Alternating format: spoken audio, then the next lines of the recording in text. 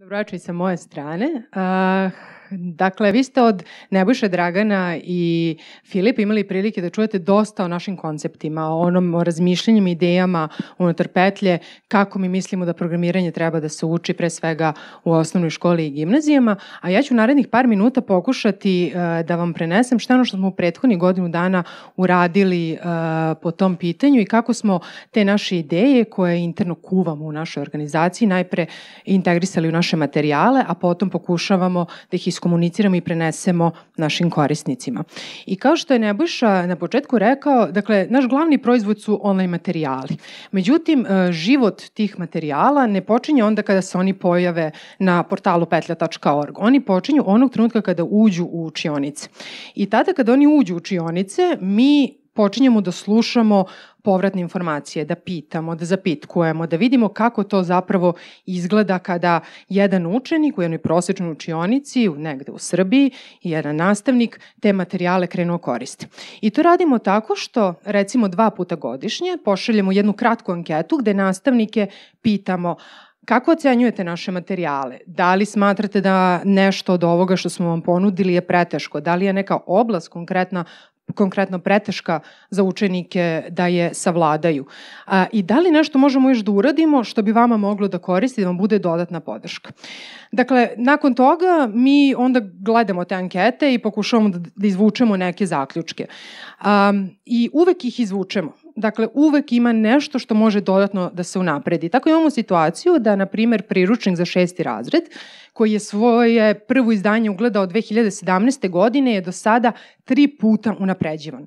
Kako sa strane sadržaja, tako sa strane funkcionalnosti na samoj platformi. I da se odmah razumemo, ako bude bilo potrebno, mi ćemo i 4. put i 5. put njega unapređivati, dok god ne pogodimo onu pravu meru koju najveći deo učenika i nastavnika je komforno u učionici sa kojom može da radi. I tako je sa svim ostalim našim materijalima. Ne treba zaboraviti, govorili smo o tome da je nastavnik najvažnija karika i mislim da je to u ovoj prostoriji svima apsolutno jasno. Dakle, mi 2 godine za redom radimo zajedno sa Zavodom za unapređivanje obrazovanja i vaspitanja obuke nastavnika i evo dok danas ovde stojim i razgovaram s vama, dakle u toku su obuke upravo nastavnika za 7. i 8. razred osnovne škole i nastavnika za 2. razred gimnazije koji predaju informatiku.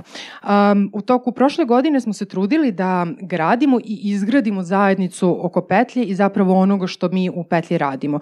Te tako smo, na primer, sa Računarskom gimnazijom ili Društvom matematičara Srbije organizovali letnje i zimske škole programiranja, kako za učenike, tako i za nastavnike. Sa kompanijama i organizacijama poput Startita, u toj akciji učestvovao i Razvojni centar Microsofta u Srbiji, inicijative Digitalna Srbija, smo na proleći imali jedan divan događaj koji se zvao Nedelja ženskih priča u IT-u, gde smo upravo devojkama želeli da skrenemo pažnju da ako žele, IT jeste i treba da bude zanimanje za koje će se one sutra opredeliti. I dakle, to je tema koja nije aktualna samo kod nas, nego u celom svetu, ali jeste značajna. Širenje našeg autorskog tima, nešto što mene posebno čini srećnom, dakle, od osnivanja petlje negde 2017. do danas, naš tim se utrostručio. Od toga, dodatnu vrednost koju naš tim ima je da autori koji su sa nama bili i 2017. godine su i danas sa nama i danas sarađujemo, a novi autori koji su nam se umeđu vremenu priključili su uvek nove oči, nove ideje, nov pristup koji u krajnjoj liniji rezultiraju upravo time da sutra materijali i nove izdanja budu kvalitetnija.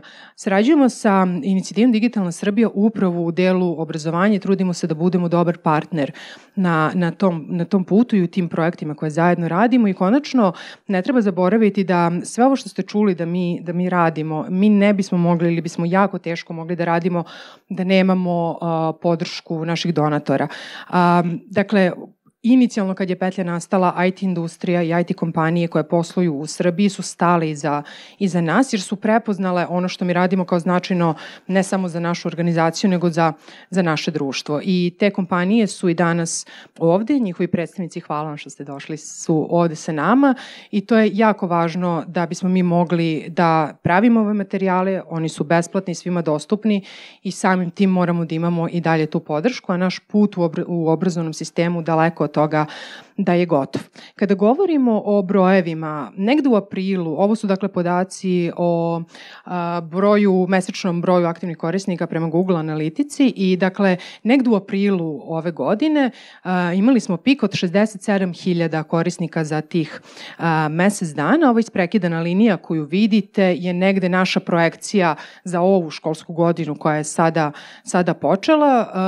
Međutim, možda je interesantna i ova bela linija dole koja govori o broju poseta u prvom polugodištu. Dakle, prema programu nastave i učenja, to je još jedan birokratski izraz, informatika, odnosno računarstvo kao nastavna tema je u principu planirana za drugo polugodište.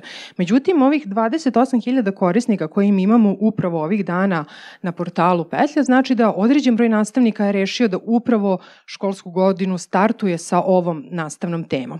I dakle, ovi brojevi su potpuno očekivani. S jedne strane mi imamo veći broj izdanja koja smo objavili, sa druge strane mi imamo novu generaciju učenike 7. razreda kao i 2. razreda gimnazije koji sada rade po reformisanim programima, odnosno u 7. razredu imaju informatiku kao obavezan predmet.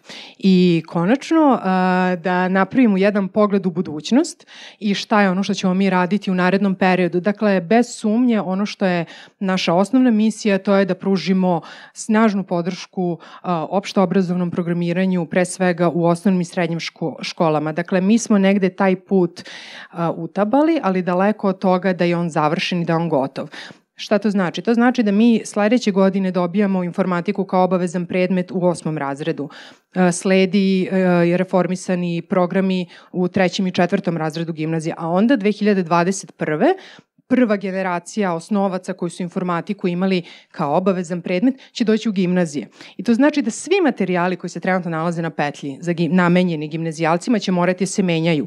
Jer učenici koji sada u osnovnoj školi imaju informatiku kao obavezan predmet će doći sa određenim predznanjem koje recimo današnji gimnazijalci nemaju.